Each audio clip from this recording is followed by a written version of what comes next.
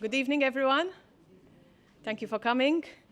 Welcome to this talk on co-creating public space, placemaking in practice. This event is organized by Dawra Madwarna in collaboration with Fragment, an architecture and urban design office from Norway, renowned for its extensive experience in placemaking projects. It is part of a Placemaking Knowledge Exchange project with benefits from a grant under the Active Citizens Fund from Iceland, Liechtenstein, and Norway through the EEA grants. Now, Dawra Madwarna is a voluntary organization made up of an interdisciplinary network working together towards the transformation of public spaces in Malta's urban areas. Our aim is to be proactive and create a platform for constructive discussion in shaping our surroundings. We aim to foster collaboration and act as a catalyst in advocating placemaking and people-centered approaches. We believe in creating awareness on the benefits of open spaces in urban areas, and education through experience and advocating co-creation processes as a means to community empowerment and changing mindsets. And these are some of the activities which we carry out. And for those of you interested in finding out more, you can access our website. But to move on to today's talk, what do we really mean by placemaking? We have invited you to give us your views by scanning this QR code. I don't know if you have all filled it in. But before moving on to this, I would just like to introduce our speaker here today. Helene Gallis, she is an award-winning entrepreneur, environmentalist, and placemaker. Her work focuses on developing green public spaces that facilitate stakeholder interaction while increasing urban biodiversity and exploring green jobs. Helen has worked with placemaking projects across Europe and is the author of I can't say it, Norway's first book on urban gardening projects. She is also founder of the NGO Placemaking Norway, is a member of the Placemaking Leadership Council in Placemaking Europe, and a placemaking leader in the international network Placemaking X. She has a master's studies in sustainability from UPC Spain, as well as undergraduate studies in communication from Mexico, Australia, and Ecuador. And before joining Fragment, she founded and ran Nabolsager AS for a decade. So, Helen, I would like to give you the floor. We will just...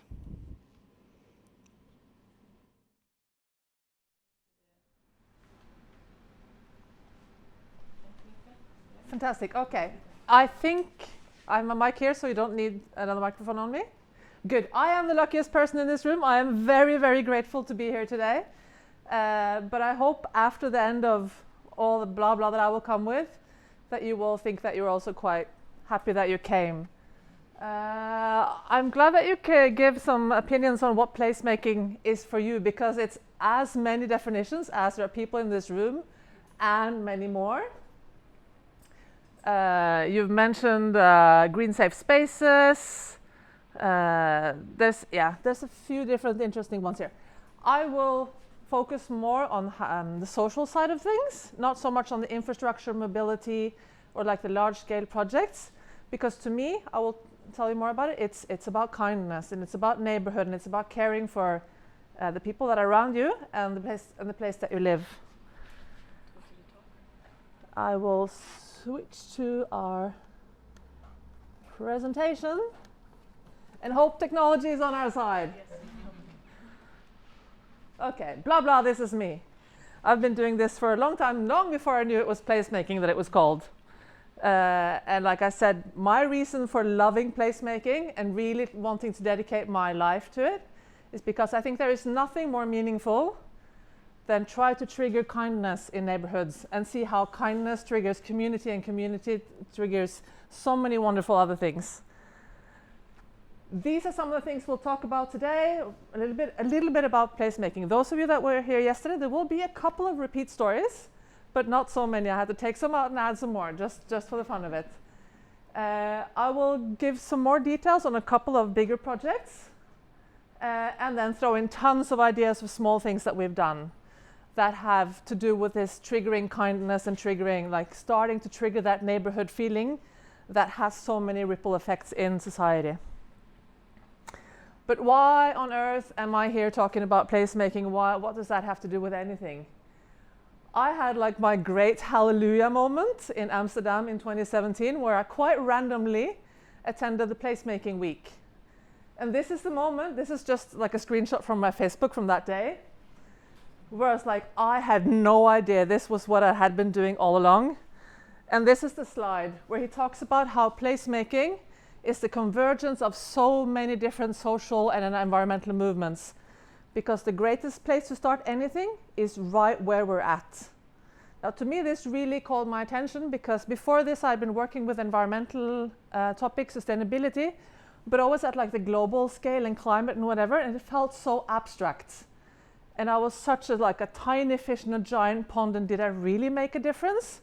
Not really. Like, I really wanted to make a difference, and I realized that maybe that macro scale isn't where I, Helene, can make a big change. I'm not, a prime minister or a globally renowned expert on anything. However, if I flip the entire focus around to the square meter where I stand and the space that I occupy in my neighborhood, maybe I can make a huge impact on the micro scale. And maybe if many people make a huge impact on the micro scale, maybe that is way much more powerful than these little speckles of change at the macro scale. So, I mean, there are so many reasons why you can use place as your answer, but I think this says quite a lot. By the way, we can send the slides to you later, but most of the slides that I will be sharing with you are just photos. But there's a very interesting, I think very interesting, list of resources towards the end that I recommend that you just take a photo of it, or that we just send you the presentation afterwards so you can look at it. So you don't really need to take any notes unless you have questions, and then we try to group all the questions towards the end.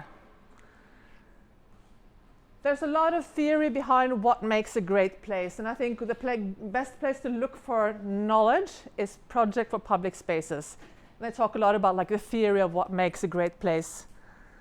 Because like I said, there's as many definitions as there are people in this room, and many more. I've handpicked a couple of people that I think talk along lines that I identify with. So Ethan, he's one of the sort of leading personalities within this whole movement. And he says it's to make the spaces we live into places that we love, to create thriving, equitable, and sustainable world through the convergence of values, passion, and action around our public spaces. Now, Cara, I have never met her. She has a fantastic TED Talk. And this is a key sentence from that TED Talk.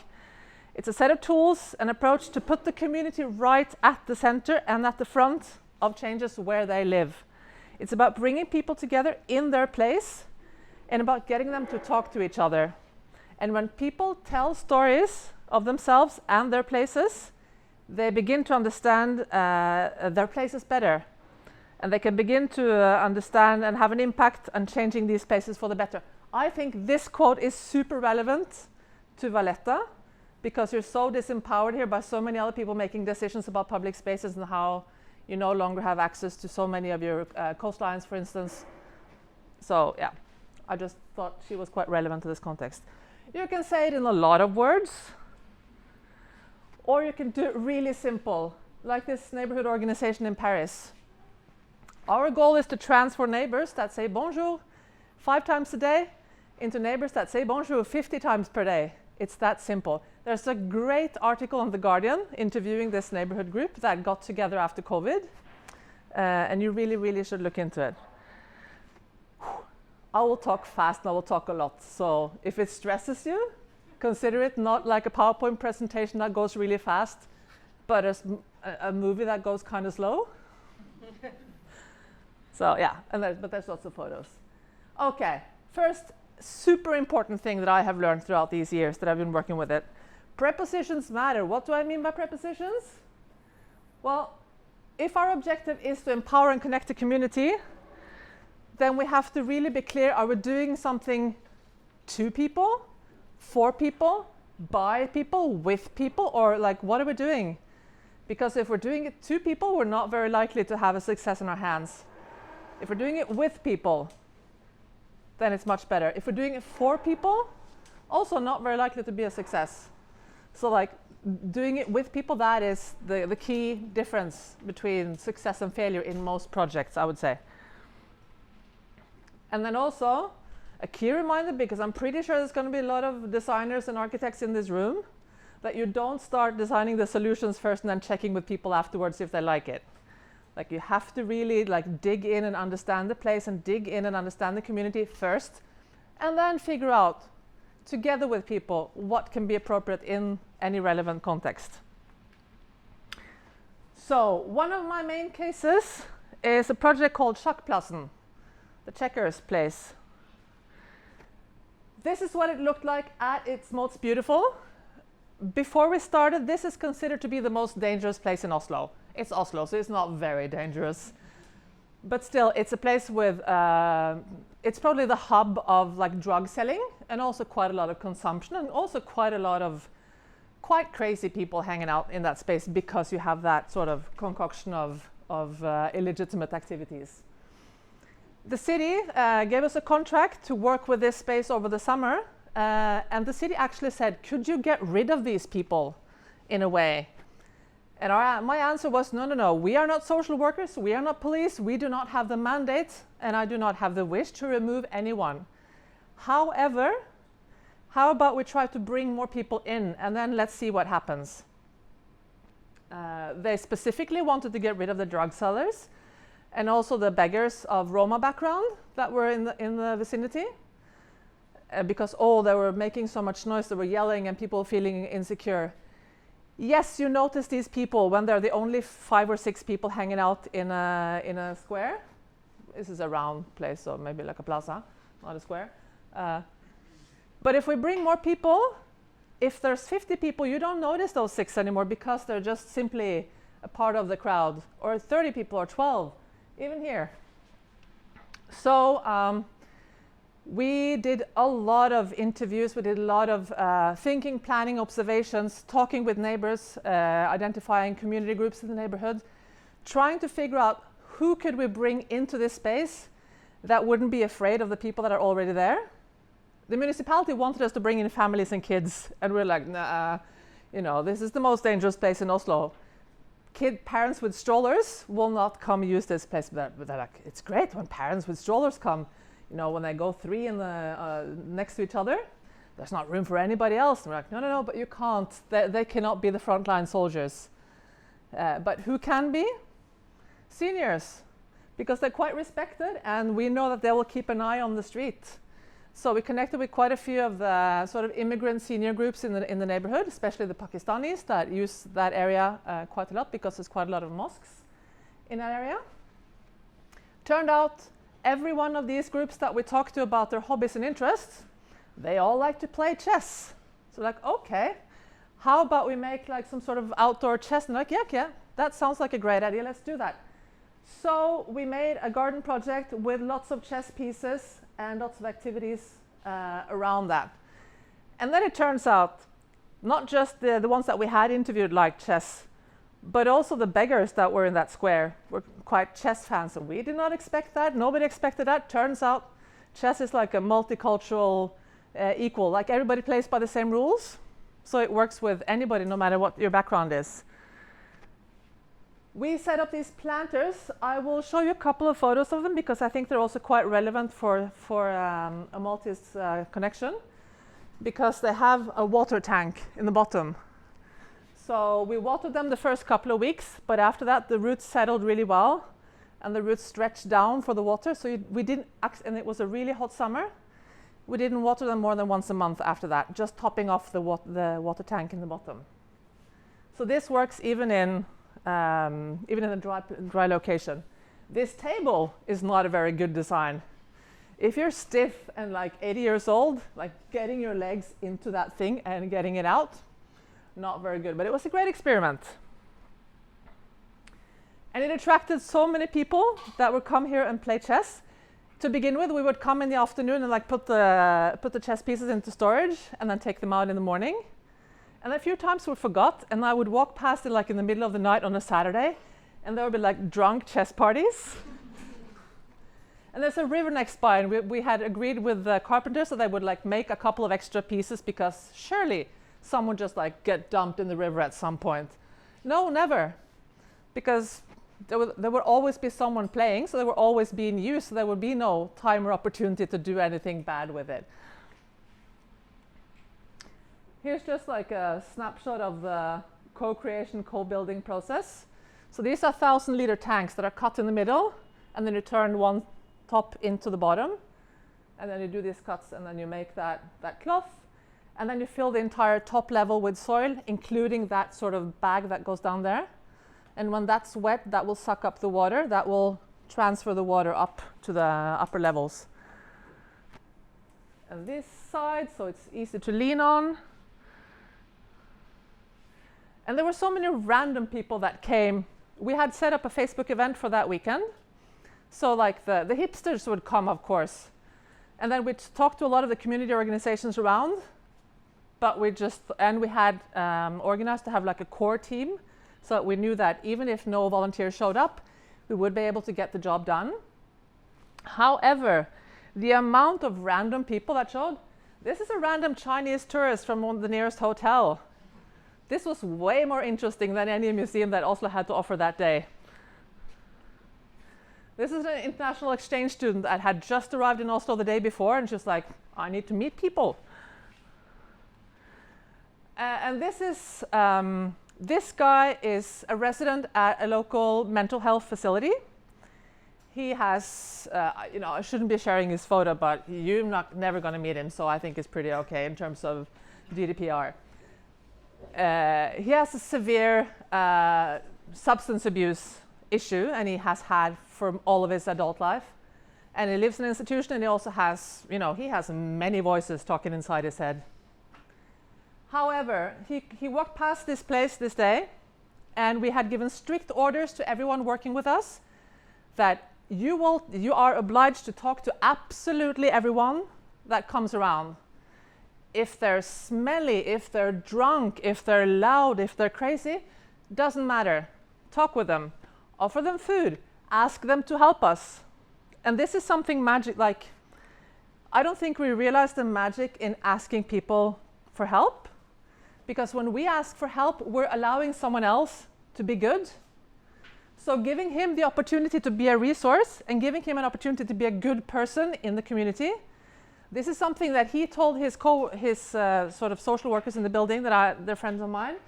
This is the first time in all the years that he has lived in Norway that he has been approached because he was useful and that he made a difference in a positive sense in a community. Just because we asked him to work. So we should never be afraid to ask people to do a little bit of lifting or do a little bit of work, because it's like we're deeply programmed to be helpful people, and we sometimes forget it, but it's still like it's part of our social programming that we want to feel important. This is a fantastic. These two people had a conversation. This is my great friend Nina, who was a gardener for this project. They were talking for at least 15 minutes. They have no shared language. I think she's Afghan, and they were talking about the chilies and the plants. They were having a long conversation. Nobody knows what they talked about. They may not even have been talking about the same thing. Their conversations could have completely missed each other, but they both really enjoyed it. And this is Taj, just this random Indian woman who came, and she's like, oh, you're serving food. How about I help you serve food? And the next day she's like, how about you just let me run the kitchen side of things? And every weekend from then on, she would bring, like, she has this yoga club of senior Indian ladies. So after yoga, we go to the garden, we look around, we tend to the garden a little bit, we taste the plants, whatever, because it makes, my yoga group really enjoys it. So because we invited her in, she felt so empowered that she took a main role in this. She would also feel really comfortable about bringing in her network of people. And that happened to so many people, even some of the crazy drugged ones. Like I was talking to one of them, and he said, it was quite obviously not quite clear in the head. But we were talking, and I was like, oh, do you know this place? And what do you think about what we're doing? It's like, well, it's quite nice, actually. And it's like, I'm not quite drugged up today, So I will tell you this, I know all the people here. I will stay and watch this place for you because I know the people. So when you approach people with respect, when you approach people as they're your equals, even if they're in a position of vulnerability in society, most people will step up to that responsibility and give a project your best if you're being, if you're looking at them as other human beings, if you're being superhuman about it, if you're not doing something for or to people, but with people. Another project, which is going to look super irrelevant here because it's a winter festival. But bear with me. I actually think this is I think this could work really well in many settings here. A festival of New Year's wishes. This was the winter of January 2022, so it was the tail end of COVID. We had been called back into our house, so there was another lockdown, and we were so fed up of just not talking to each other. And then parallel to this, we had quite an open COVID policy in Norway, so kids went to school and we could meet in smaller groups, but still there were so many limitations on events and community activities. So we wanted to do something nice in a community garden space that we were in the process of developing. And I'd been really inspired by these Chinese wishing trees. Or many cultures have some sort of tradition that is something along the lines of starting the new year by doing a wishing action. So what we did is we went to a second-hand shop. We got lots and lots of bed linen, all just old cotton fabrics, ripped it up into wide strips, cost nothing.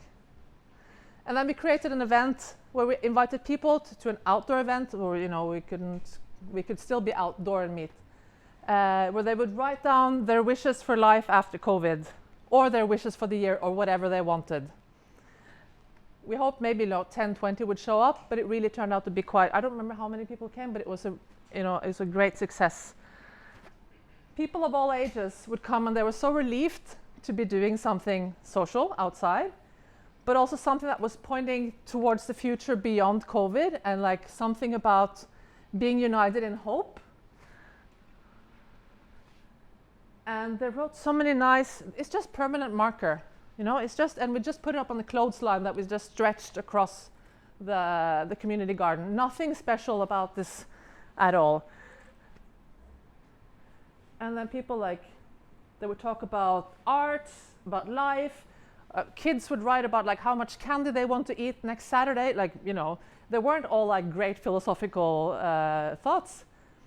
But it was what people wanted to write in that moment, and it's what they wanted to use that space for. We also had a small bonfire, and so people could barbecue marshmallows, just to have something nice to do after they had written up the wishes, and served some hot soup because it was a very cold weekend, so it's nice to serve something warm. And the thing is, this became a local community attraction. This became a place that people that would go for afternoon walks, because that's all we did during COVID. We would walk and walk and walk and walk. I'm not sure if you did the same thing, but it's the only thing we could do. So people would walk up to this special corner in this park, in this community garden, just to read all these little sort of poetic messages that were blowing in the wind. We were supposed to leave them up for a week, but we realized that so many people appreciated this little activity that we left it up all the way from New Year's until Easter. And this, I think, is the perfect thing you could do with that kindergarten space that we were in yesterday, along the railings. Just saying. Yeah. So that was that project. Next thing I want to talk to you about is how we have framed a lot of our placemaking projects as youth projects. Basically because we realized it's easier to find money for social programs, because there's very little money for placemaking, because the municipality doesn't really understand what it is, because it kind of falls in between chairs. It's not parks, it's not social, it's not urban planning, it's somewhere in between. But if we reframe it as creating job opportunities and job training for at-risk youth, then we suddenly fit within a few of the funding categories. So we started but just exploring green jobs with youth. Here they're learning about supermarket food waste and trying to compost it just to see what happens. What did happen is that we tried to compost it indoors in our office, and we had a massive fly infestations. It was a complete disaster, not a success at all. But from that you also learn. They started beehives on top of the building. So we started with these like alternative green jobs, because we talk a lot with these youth. They're all on the verge of dropping out. They're all with the lowest grades at the high school, with the lowest score in town. Many of them have a refugee or immigrant background, first or second generation. So they're all in a quite vulnerable situation where if they're seen and heard, it can make a huge difference in their life.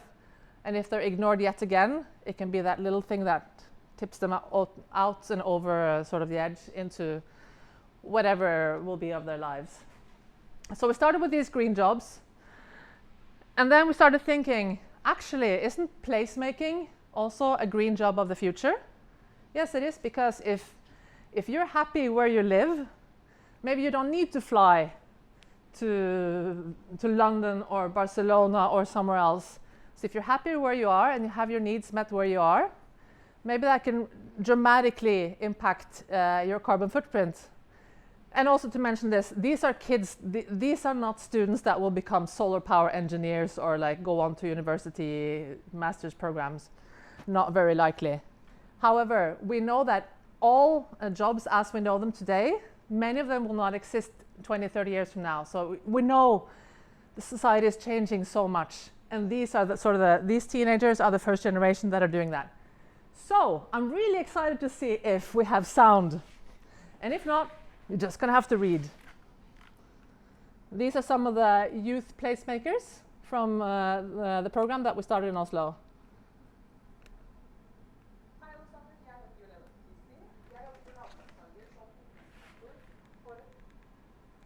That was up. Oh, I should not have touched that.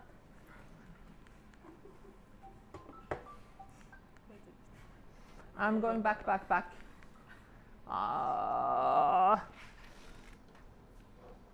Okay, pausing this first. Yeah.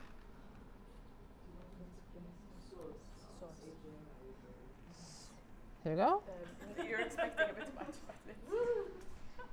Which one now?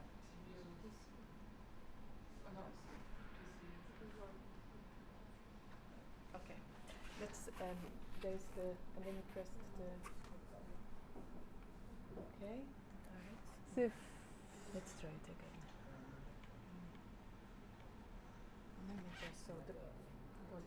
It's on mute now. Wait a second. Which was the button that you pressed? I pressed a lot of them. Which is the. Just read. She's talking in Norwegian anyways, and it's just a couple of minutes. See, that's what I did as well. I think the beauty of this, if you feel like a techie person, you're feeling cold, please come up. This is the maximum. See, asking for people and letting people help. This is exactly what I was talking about, you know? Du bare vipper den oppover. Ikke trykke på den, men Okay. vippe den oppover. And he speaks Norwegian. Half Norwegian, half one. Did not see that coming. Hei alle sammen, jeg heter Juleda Fetisti. Jeg jobber for Nabolagshager som ungdomsmentor for et nytt prosjekt som heter Akademi for grønt byliv.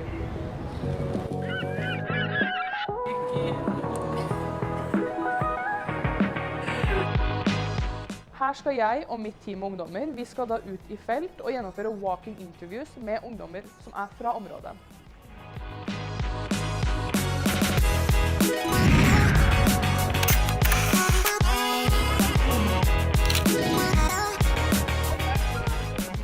Det viktigste for oss er at vi får ut meningen til ungdommer som allerede bor her, og at de skal føle seg at de blir hørt. Og vi skal da prøve å gjøre så mye som mulig av disse ideene de kommer opp med.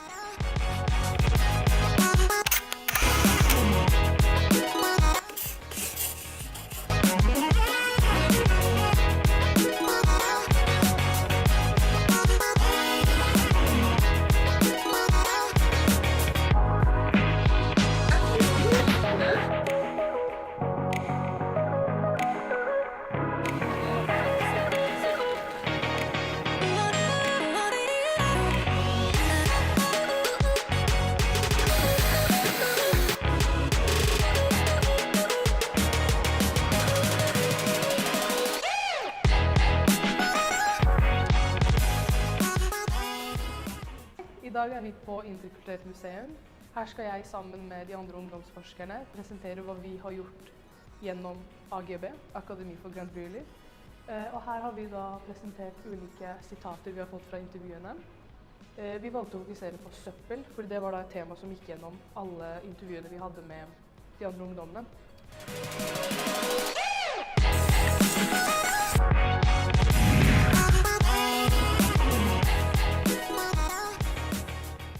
Hei, mitt navn er Hanan Sai. Jeg er elevrådsleder ved H20 og har vært en av ungdomsforskerne gjennom dette prosjektet. Jeg synes det har vært kjempespennende å jobbe med ungdommer, og de har vært med på å ytre sine meninger om forskjellige steder.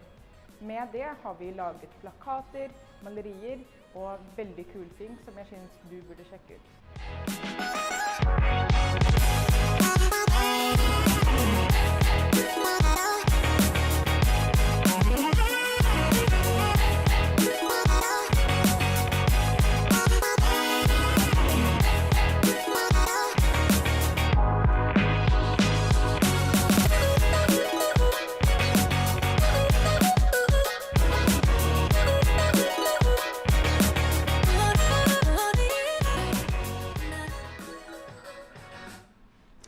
So the youth did absolutely everything here.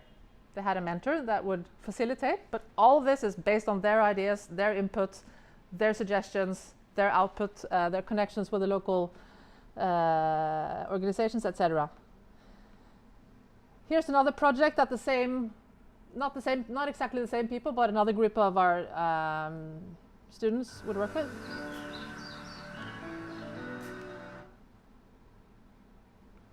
Here we go. A street party.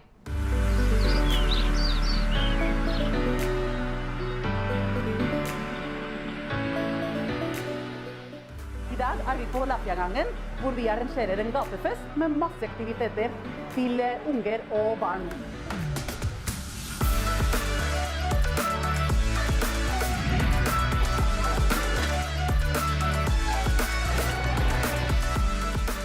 Det er veldig viktig og veldig interessant for å drive slike arrangementer i Olefe og i Olafiaganger for å øke aktiviteter og tilby noe viktig for barnefamilier i Grønland og Tøyen.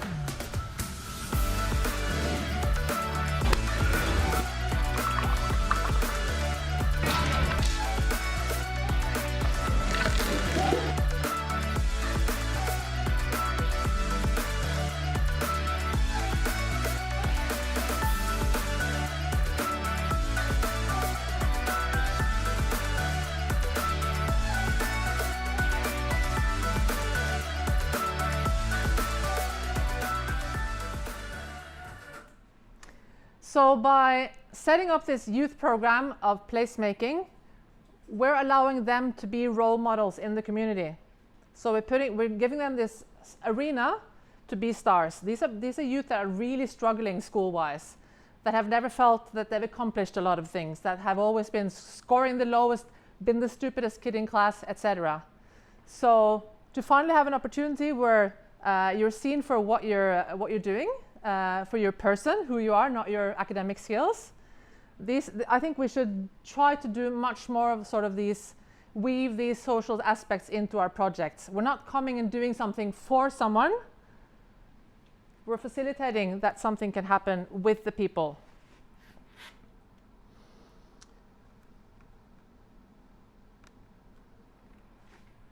One of the other projects that we did with these youth placemakers, we've been working a lot with the local high school, and we did a lot of interviews with the high school students, like how could we use your schoolyard and make it become more of like an attractive public space in the afternoons and evenings, but also what would it need to become better and more interesting for you during the day. And we scored it, we mapped it, but the consistent answer from everyone was they wanted more colors, they wanted more seating, and they wanted more plants.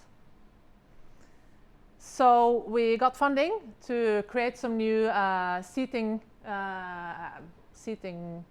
installations that the youth themselves built.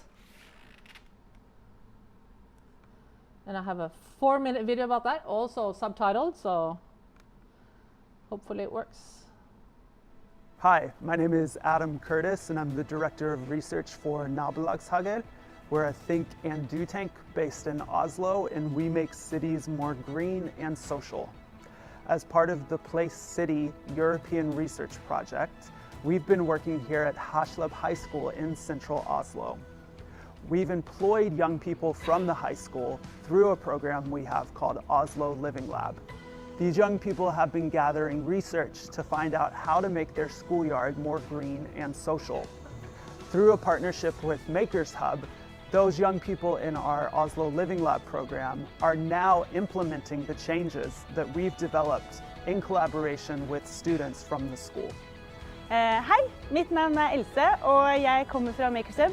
Vi har denne uken her bygget sammen med lokale ungdommer noe som skal bli nye møbler til skolegården. Så vi bygger her da I løpet av 5 dager et design som vi tidligere har bygget for et annet prosjekt, så vi resirkulerer da dette designet. Designet består av enkeltstående moduler som på hjul, og som så kan settes sammen I liksom flere ulike sammensetninger. Da. Så det kan være litt opp til ungdommene, sånn hvor de har lyst til å plassere de, og hvordan de skal stå sammen.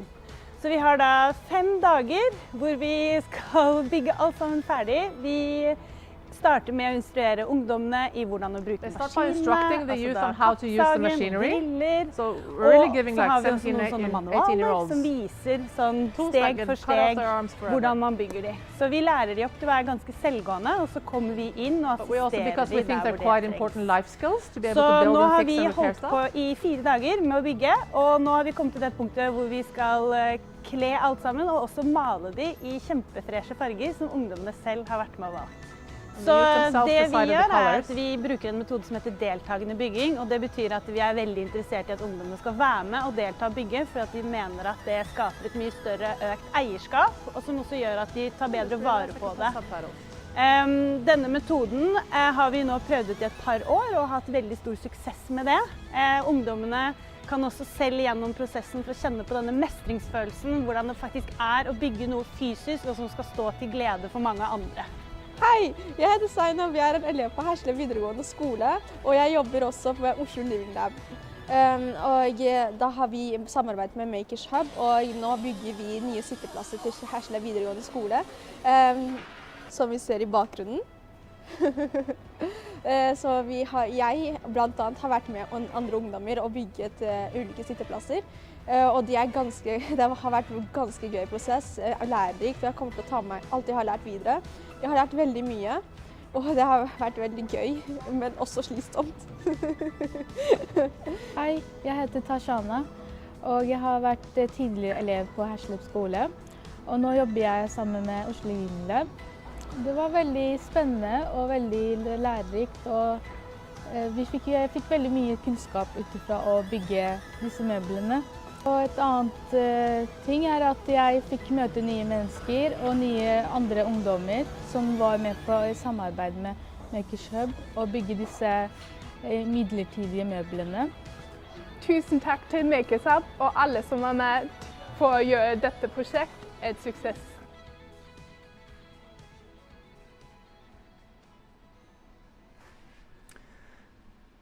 Now, the funny thing about these furniture is that we built them with wheels so that the youth could put them around the schoolyard where they wanted to, just the kind of step-on wheels that you can lock.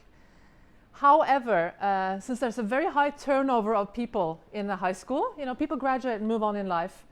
So after like 2 seasons with this, none of the people that were originally part of the building team are still in school. So now nobody knows that it can be moved. Which tells us something very important about other placemaking initiatives, that we should always have a process of continuous participation and continuous sort of maintenance and upkeep and like co-creation of it all. Otherwise, the people that started are not going to be there anymore, and the people that are just inheriting doesn't really have a connection to the project or whatever has been built or started. We just saw that one, sorry.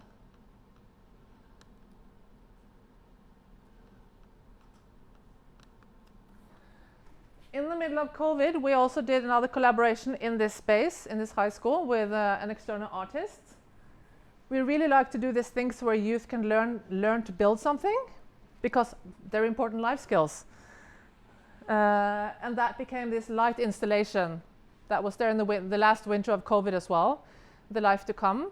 And the response from the student was that it was quite nice because it felt like that's what high school is all about.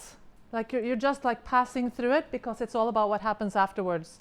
And the same thing with the end of COVID, it's about what happens afterwards.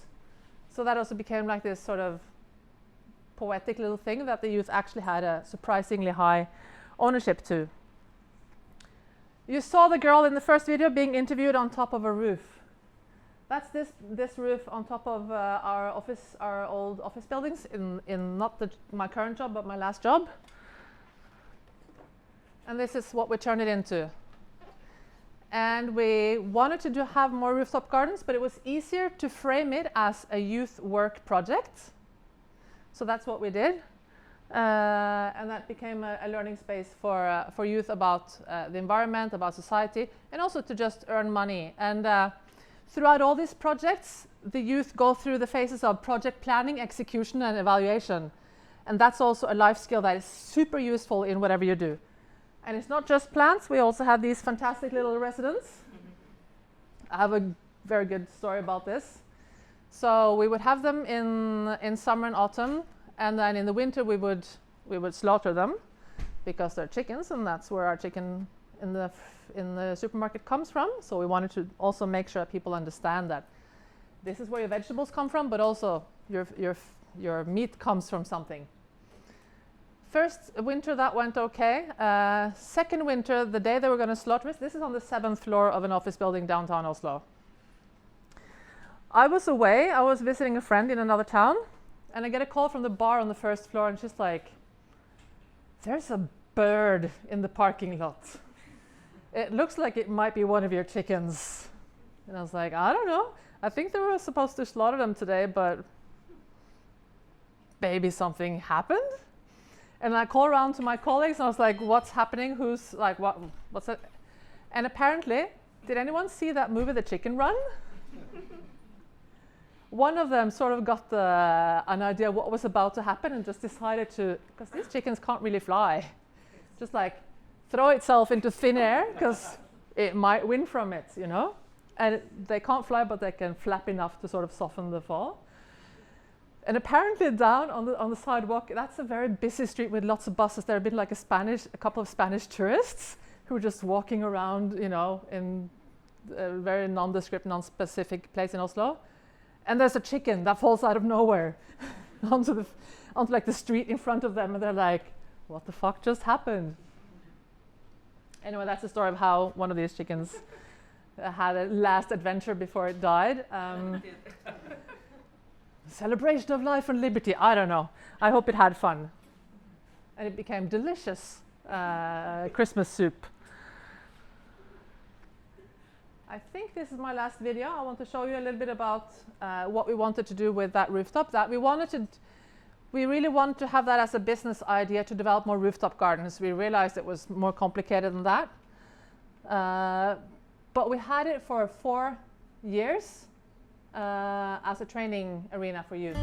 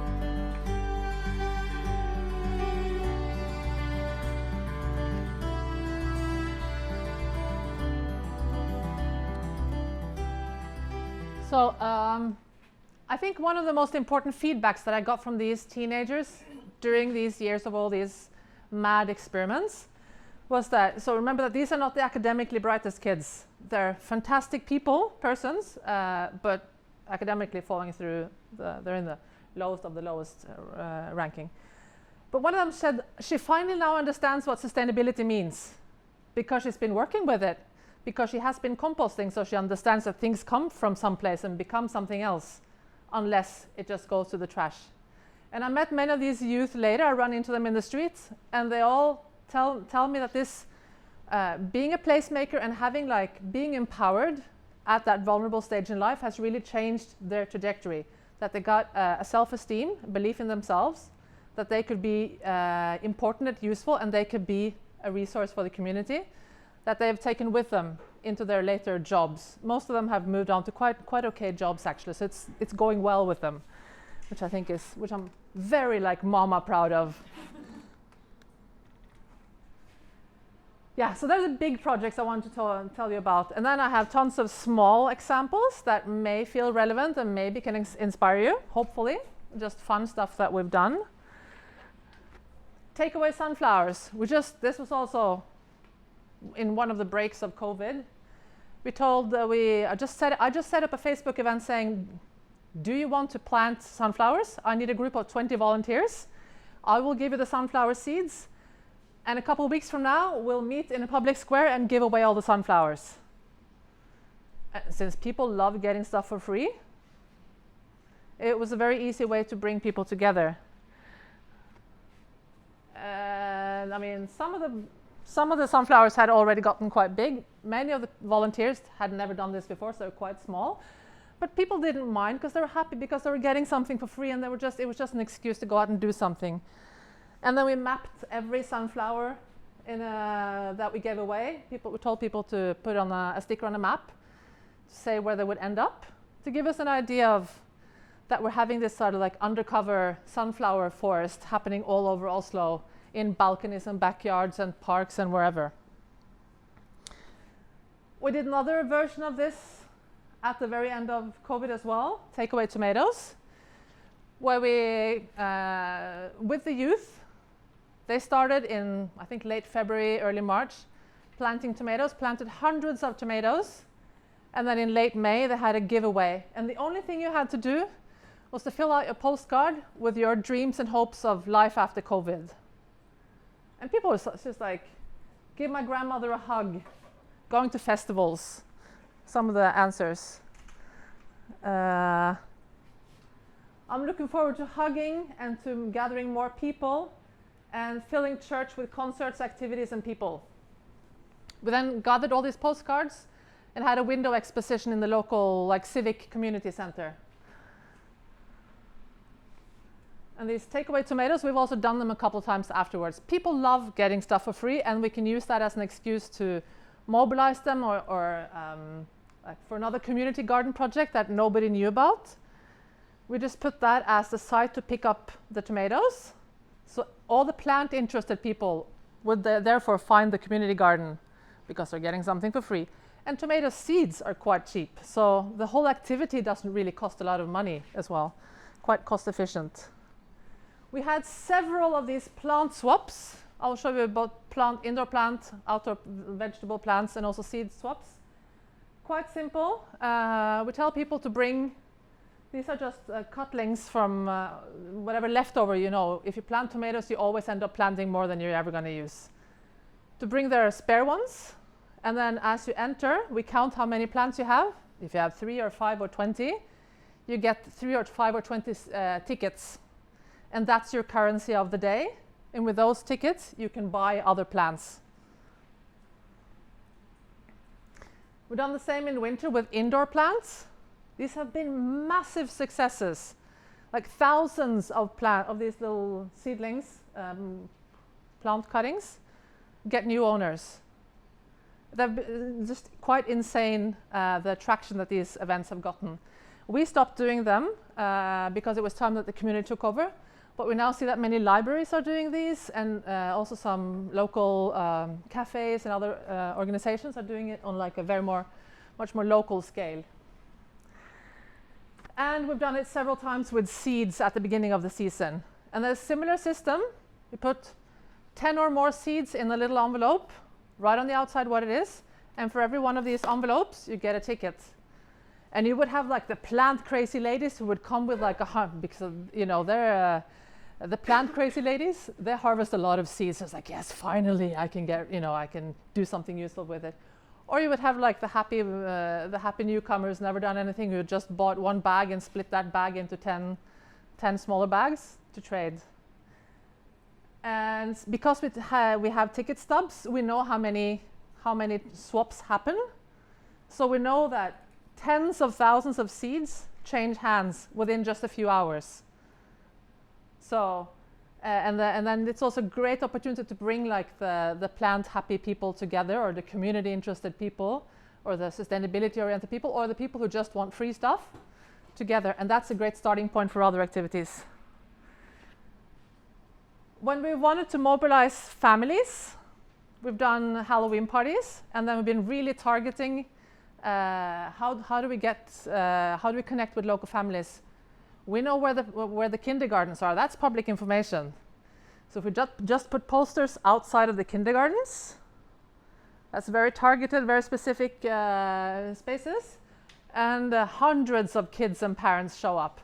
We have really silly, stupid games that mainly organized by the youth, like because it's invented by 17-year-olds, so it's going to be a bit rickety-rackety, but that's fine because they have brothers and sisters. They know what they thought was fun when they were 5, 6, 7, 8, 9, 10 years old.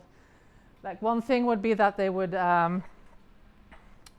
in a greenhouse, we would like cover it and make it like a spooky house, and we would blindfold the kids. And they would go in one by one, and they would have to stick their hands into something yucky. And like one of them was like oat porridge, and they have to guess what it is.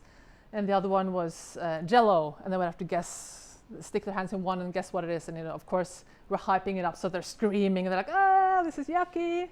And it costs nothing. Like Jello costs nothing, oat porridge costs nothing, and it's a super simple and fun thing to do.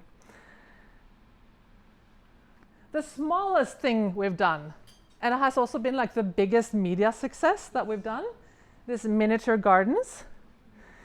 So we went around the city center, and we mapped like little places. This is not our idea. This is stolen from something I saw on Instagram a long time ago. We went looking for these places where there was like a crack in the asphalt, or something broken, something missing, like just around here, the asphalt is missing. Just look at the Japanese tourists going completely bananas. And the kids love it because it's placemaking at their eye level, which very rarely happens, you know.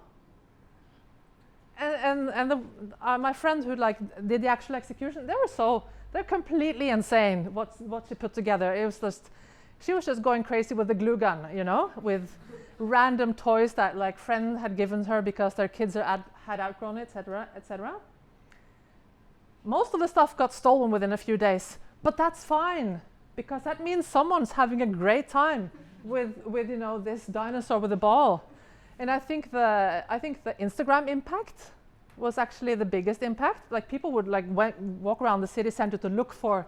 They knew that there would be 10 different sites, and like we found 6 of them, and where are the three last ones? And apparently there's one like that wall and whatever.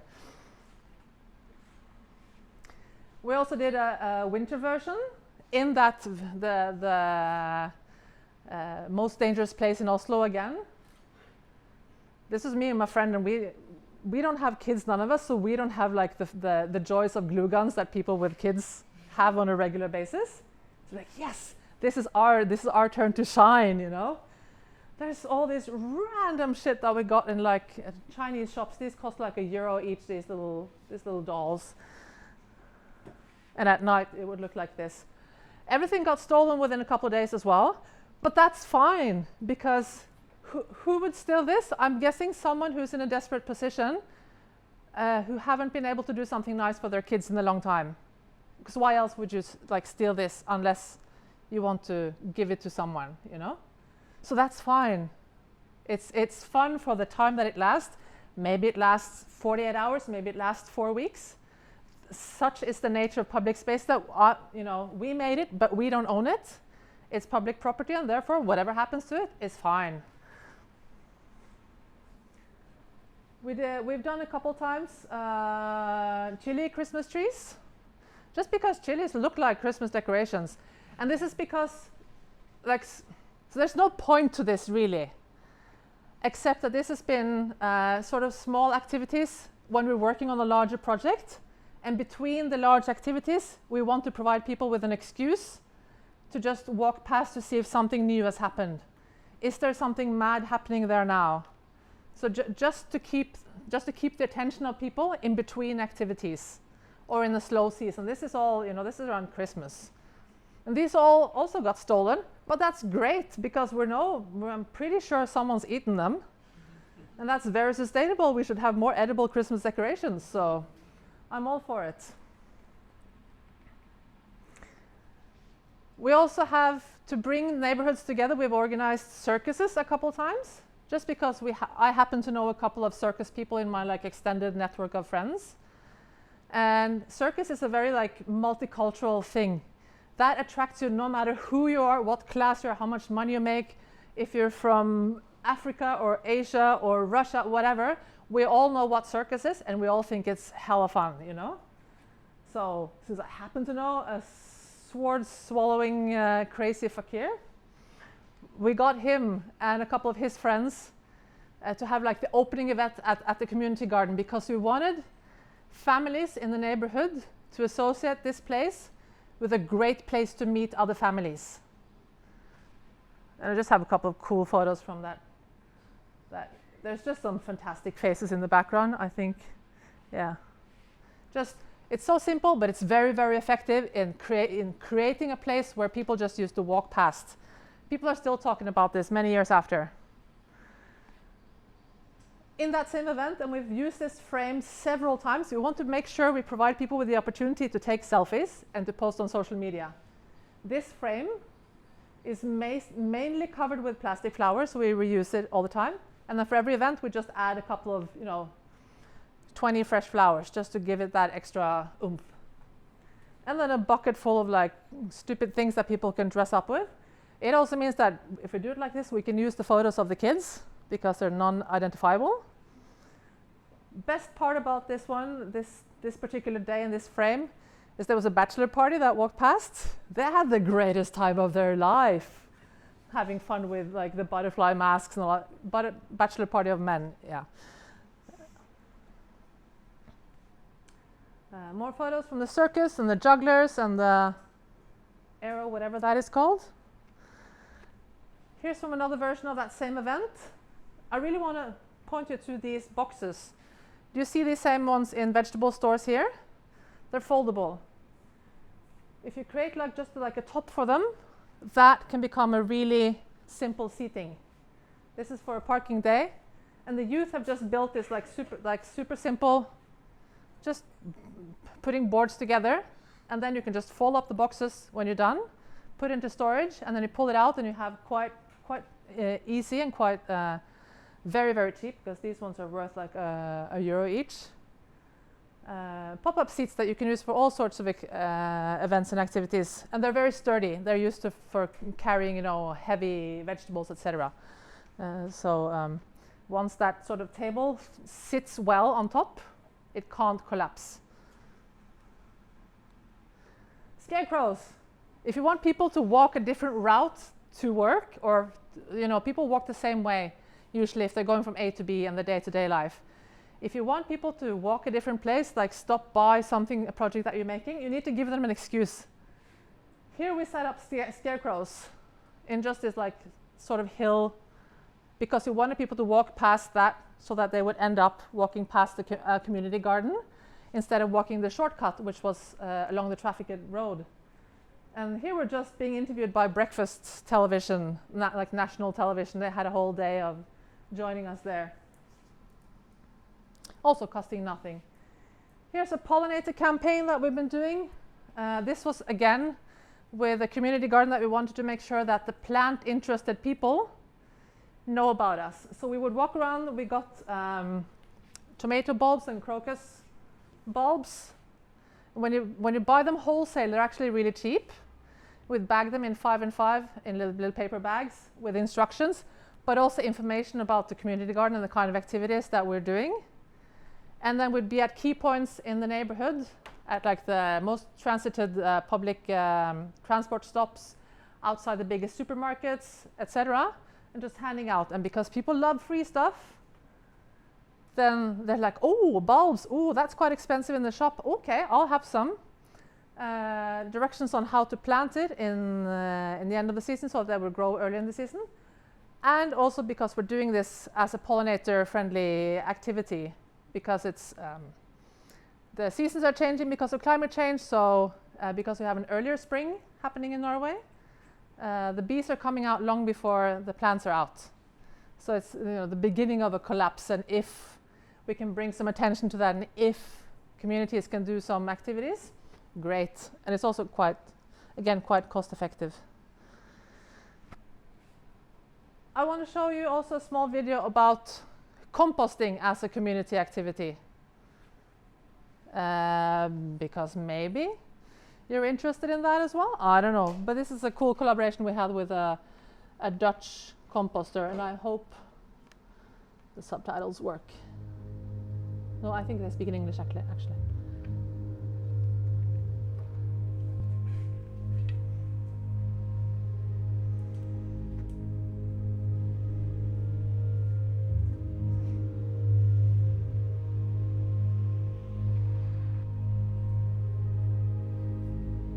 Up on the rooftop that I talked about before.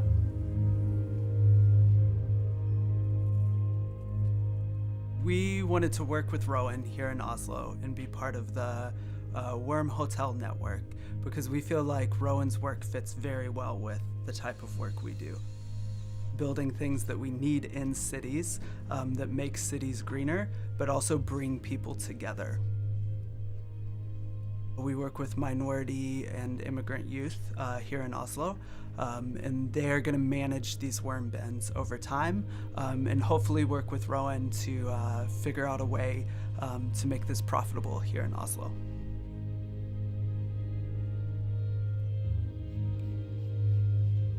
We opened a new cafe at this museum this year, and now when we are using the Worm Hotel, it's much better because we can use the waste to something instead of just put it to the trash can. We are working with the people who are living in the neighborhood, and we would like to have a project together with them. We learn different things about plants, the soil, and how to make Grønland a better place, make it more green. And get the people more involved.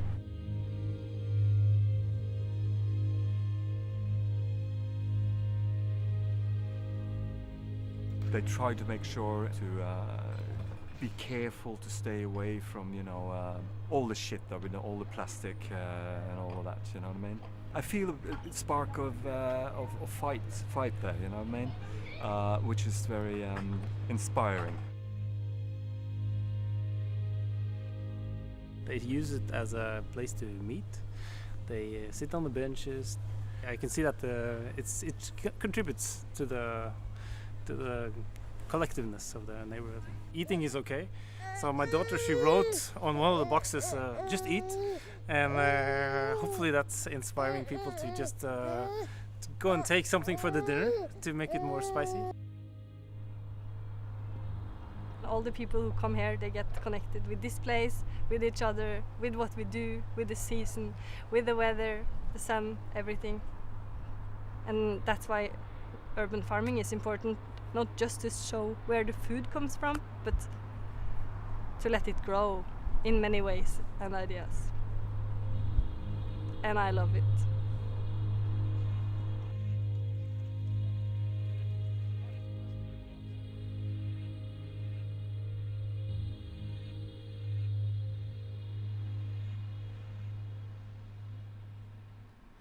So I think that kind of brings us back to the beginning, where I talked about why placemaking addresses so many social and environmental movements.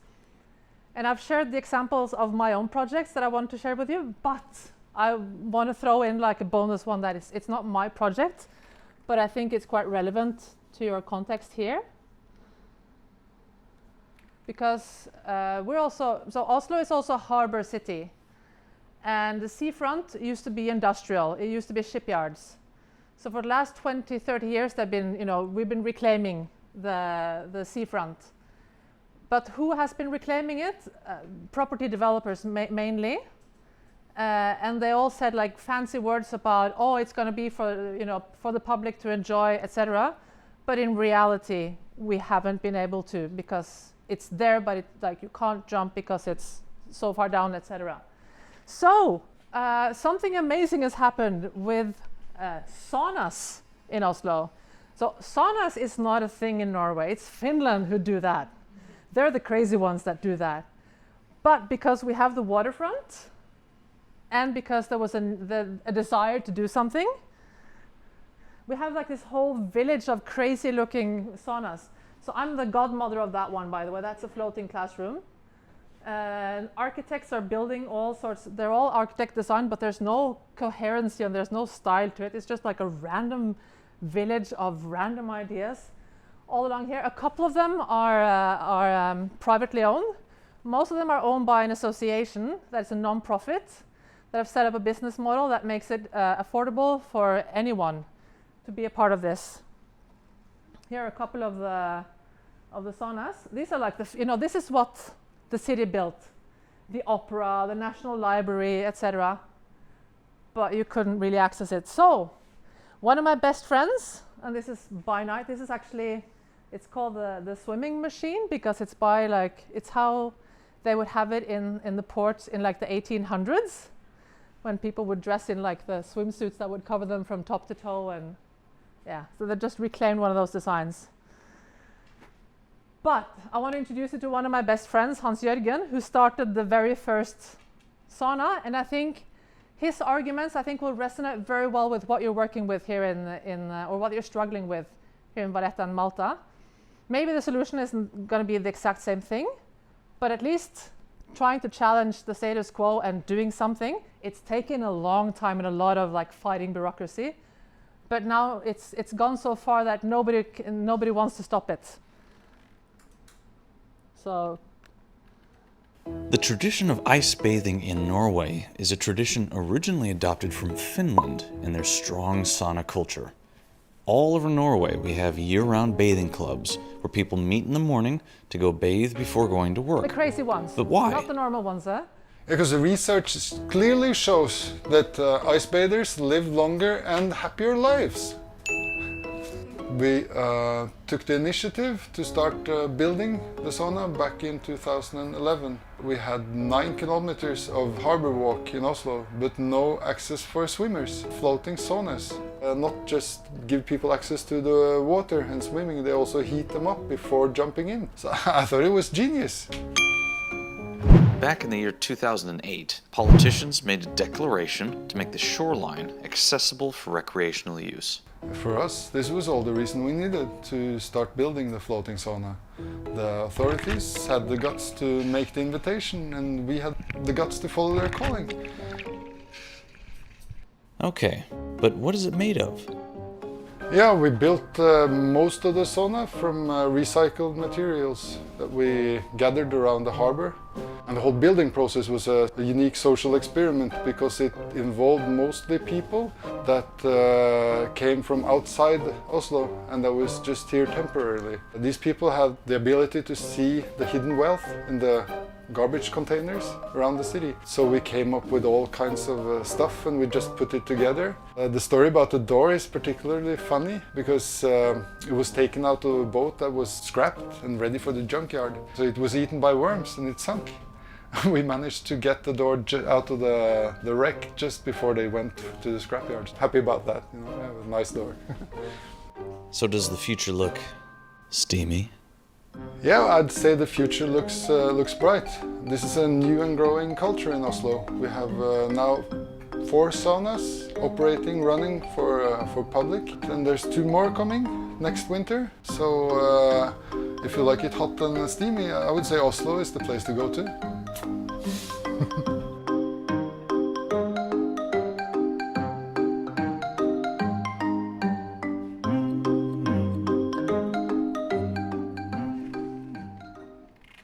So he makes it sound like it was easy. It was not, because the politician had said that magic phrase of, we want the people to have access to the seafront, but the administrations were like, what?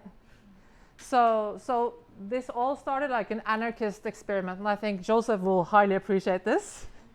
We do it, but we try to talk with the authorities along the way, and by doing these actions, we're highlighting what policies are missing.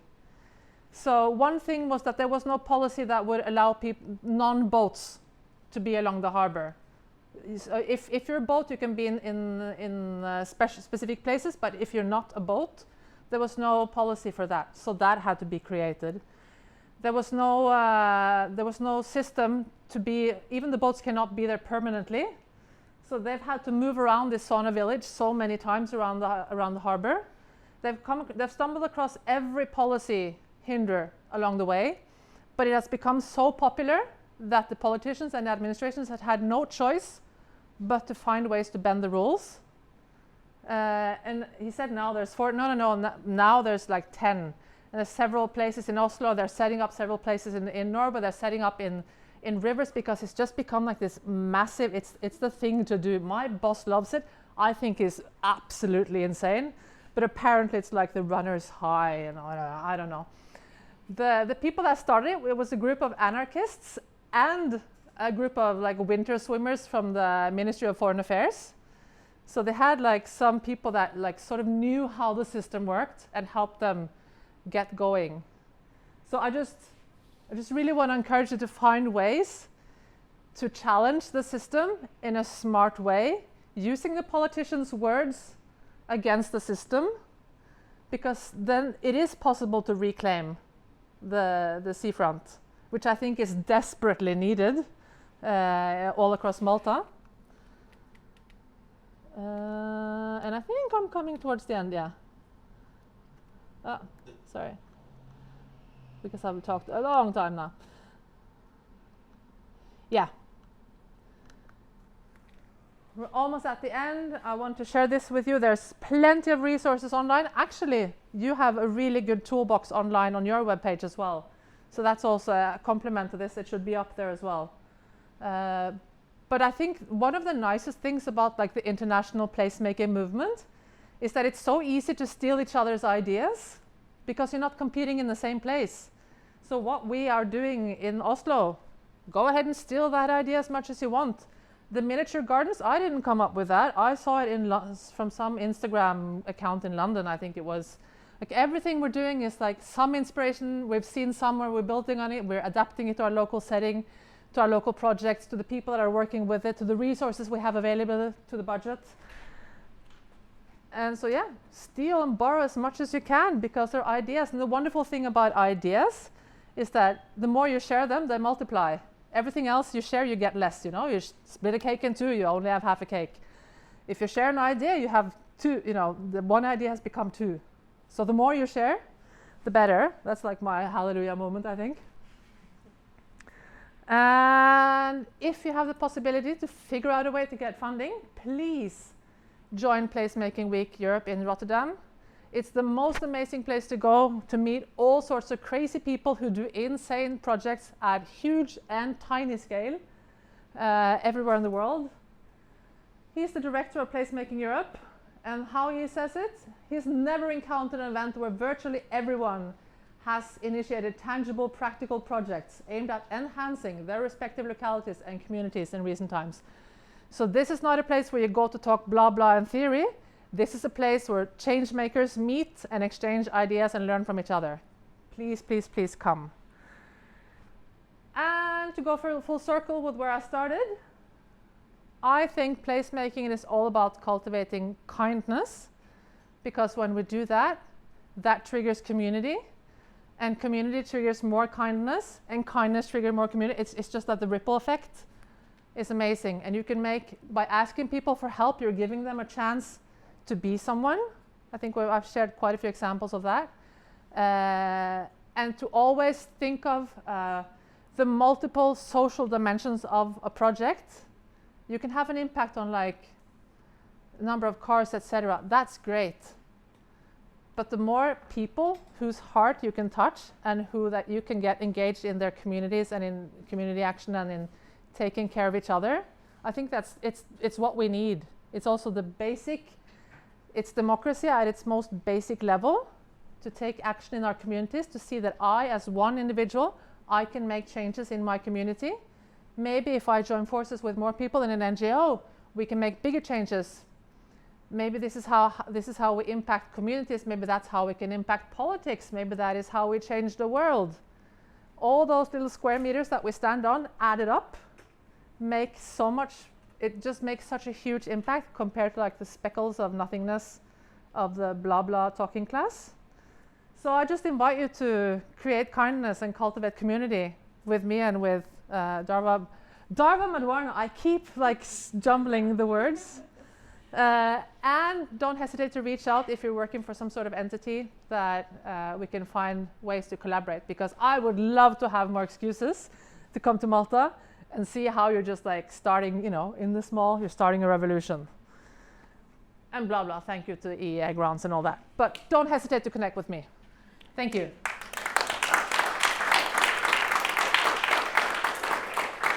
Questions, comments, suggestions, wild ideas? Anyone? I'm just going to, I think this is on, right? Emma, I don't have to. So it's not on to sound, but it will record the question. So I'm just going to hand it around.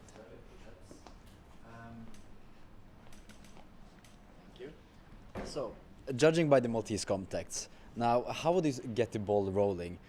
Because in Norway, what we have a lot of is space. We have green plants, we have forests and everything.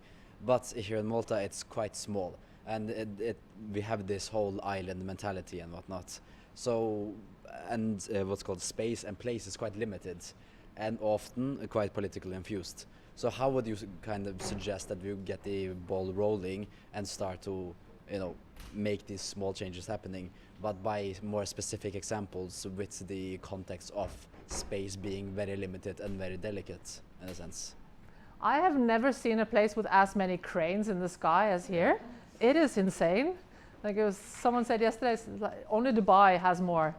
So it is an insanity at the scale that I did not expect. But inner city Oslo is also very dense.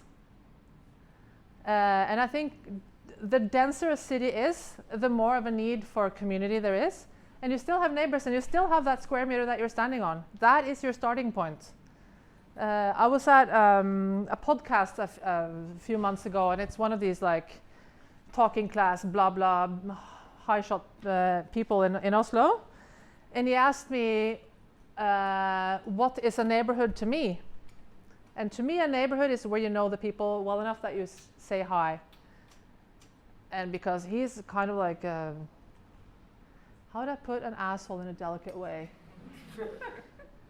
Yeah. He's not a nice person. So he was like, yeah, he's just not a nice person. So he doesn't really have any neighbors because he doesn't really say hi to anyone where he lives.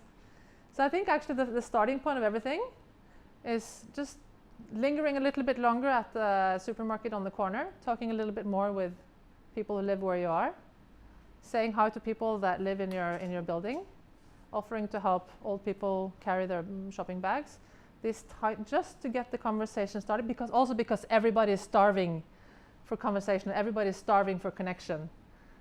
And like I said in the beginning with that courage person, it's all about building on the identity and the histories about a place.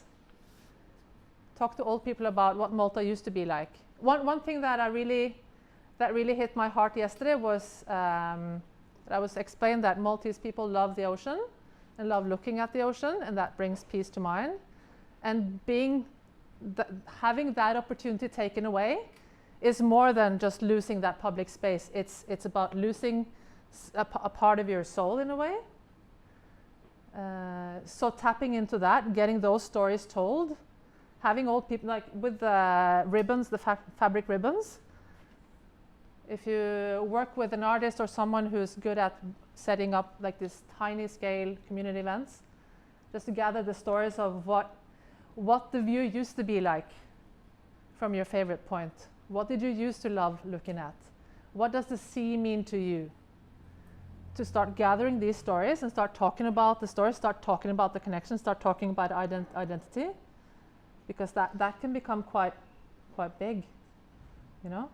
And it's like a quiet uproar from the bottom up if you really like talk and listen. Yeah, I think it's talk, listen, listen actually. Not talk, listen. Did that answer? Yeah. But I don't know Malta well enough to give like, and there's never a silver bullet that can fix anything. But the small conversation at the very hyper-local scale, the square meter that you're standing at, that's your starting point.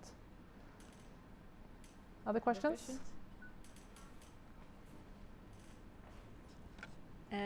So thank you for the presentation. I was wondering, especially on the more organized projects that you took part in, how long did you follow the communities for, and how long did you input for? Because I think like a conversation that we've been having is like, you know, how long do you follow a project for before you start seeing, you know, its benefits or you making an impact or a difference? So yeah, that was just what I was wondering. Some like the most dangerous place in Oslo, that was an overnight impact. The police are actually actively monitoring that place, and they have a log of all the incidents happening in that place.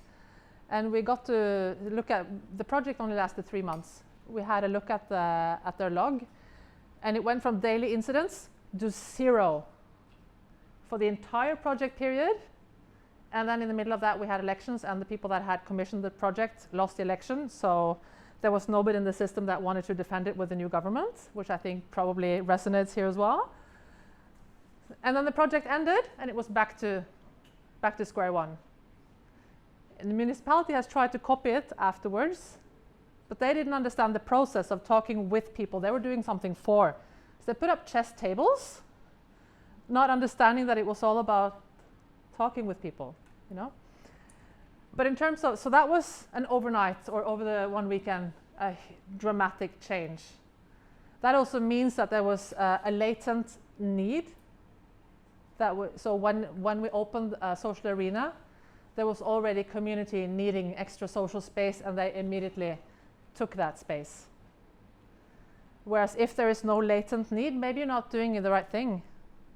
You know, it's all about the groundwork. What do people want? What do people need? If this is not what they need, then don't build that, because you're never going to have any results. And most of my projects have been within my own extended neighborhood. So I much prefer to do projects where I know people and where I know what issues people are struggling with and who are the connectors of that community, because then you can gradually find a way to pass the power, the coordination role onto someone else. We've done that very successfully in a couple of projects where we've identified, you know, when we give people the opportunity to shine, a few stars will always emerge. And then if we help them, not just giving them the responsibility, but showing them how to write project proposals, taking them with us to meeting with the municipality, like who can you talk to when you need to find municipal water, who can you talk to when there's been a litter problem, like all these things, really mentor and guide the next generation of caretakers. So that's one, like mentoring and guiding, but also in how we frame it as youth jobs. So we're not expecting volunteers to take on a job that they didn't really ask for in the beginning.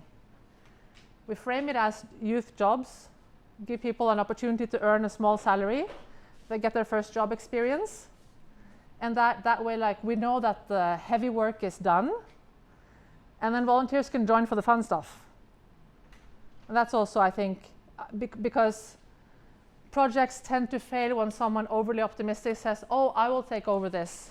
And then they realize it's actually quite a lot of work, and maybe they had time because they were on maternity leave, but they don't really have time next year, or they were just finishing their master, so they had some extra time, or they wanted to do something else. and now they have a new job, so they don't really have that time anymore. So we also really want to be really careful about trapping people into like forced volunteering, because that sucks, and I have done way too much of it. So I'm very delicate about putting other people in that role myself. But it's easier to find money for that kind of like youth work, employment related things than the other social activities. So that also solves some of it. Yeah, sorry, that was a very long and detailed answer that maybe just went in circles. I also have a question about continuity. So I hear what you say, and I think that it's really valuable that even when the project ends, you've left a legacy in some of the participants by way of their learning or being empowered to do more. But one thing that has always worried me when I'm involved in these sort of projects that start and end is sort of that sense of betrayal of, well, we're in, we're out, and now goodbye, and now it's over, sort of thing. And in some instances, I've even worried about doing more harm than good, you know, because you raise expectations, you raise quality of life and happiness, and then they're back where they started. So I kind of feel that that is something that really has to be built into a project, sort of how the question of how will it continue when your funds run out. And a similar concern, I'll ask you both questions and then see how you prefer to answer them, is you mentioned at a certain point the word sort of experimenting, which I think you used in a sense, not like a scientific experiment, but sort of trying things as you go along. But I think there is value in actually experimenting scientifically to see what is working, to go in with changes bit by bit and documenting what makes a difference, to collaborate with researchers maybe. I don't know what your thoughts about that are. Yeah, that's actually one of the, so with the youth workers, we set up, we started with a compost team, and then we started with a communication team that did social media, and then we had an urban gardening team, and then we ended up, through some coincidences, to set up a research team, because a couple of the youth were actually quite clever, but they hadn't really had an arena to show that. So they've done quite, you know, they've been guided by master students and PhD students who have really thorough research knowledge, and they've done really good quantitative and qualitative research that has become master's thesis of their mentors. So their data is definitely valid, and it's data that the researchers otherwise would not have access to, because youth can talk to youth in a way that an adult can never talk to them. So yes, definitely frame research into it, also to show youth what that is. A couple of the youth have been like, you know, very school unmotivated, and sort of visualizing like student life has been completely abstract. But being exposed to like some of the things that you might do in university has given them, triggered a curiosity, and some of them, you know, one ended up doing a sort of academic studies in university, but a couple of them also got very interested in the topic. So it's a way to introduce sort of what is an office job to people who do not really have office jobs within their social networks, for instance. And your first question was? On starting and stopping. Yeah, so I think that, yeah, I think that slide I had in the beginning with the prepositions, because if you're doing something for people, you're most likely going to fail, because that's a short-term thing that you're doing it for them and you're in and out. But if it's with your community and with your neighbors, you're going to be living where you're living. So the funds may run out, yes, but you're still in the neighborhoods, you're still working on projects, you're still working on, you know, the goal isn't to put up lots of textile strips with words on them. The goal is to initiate conversations in your community. So that continues, that, you know, building that bond, building stronger connections between people, that's what you're really doing. Everything else is just the excuse to get the conversation started. So that, if you're doing it, you know, that's why you should be doing it in your own community mainly, or in a community that you have a connection to, or that you somehow understand. It's where you work, or it's where you live, or it's where your grandparents live, so you've spent every weekend there when you were a kid, or it's that beach that you always went to as a kid, so you know every rock and stick in that place. So the more of a connection you have to a place, the more likely you are to have durability, longevity in your project, because it means something to you, and that will also convey a whole different message to the people working with you. You're not doing it because it's fun and cool and placemaking is awesome. No, because it really means something to you. Yeah. Thank you very much, Helen. I think we should maybe stop the conversation here, because I know it's interesting, but we have drinks downstairs. So maybe we can continue the discussion one-on-one or groups, so that we can take advantage of what's waiting in the courtyard below, if that's okay for everyone. Perfect. Thank you very much. And thank you everyone for coming.